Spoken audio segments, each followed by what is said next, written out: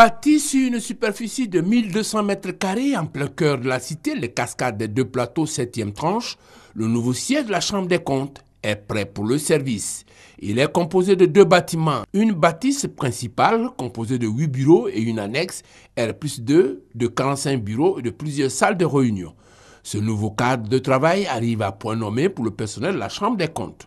Les locaux de l'immeuble BCC affectés à la Chambre des comptes sont devenus trop exigus et ne répondent plus aux besoins actuels de la juridiction, sans compter les désagréments causés par les dysfonctionnements de la chaîne de froid et aux pannes incessantes d'ascenseurs et du système électrique.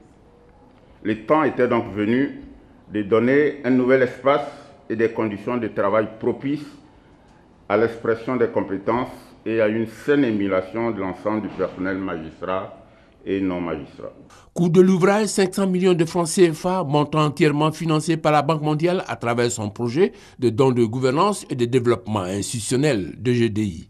Avec le vote de la loi portant loi de finances et la loi votée le 5 juin 2014, la Chambre des comptes voit ses attributions être renforcées et étendues pour mener à bien ses missions désormais élargies.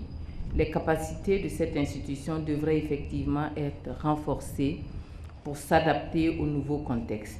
Pour la Banque mondiale, il s'agit d'aider la Côte d'Ivoire à mettre en place les instruments de contrôle des deniers publics, gage d'une bonne gouvernance économique.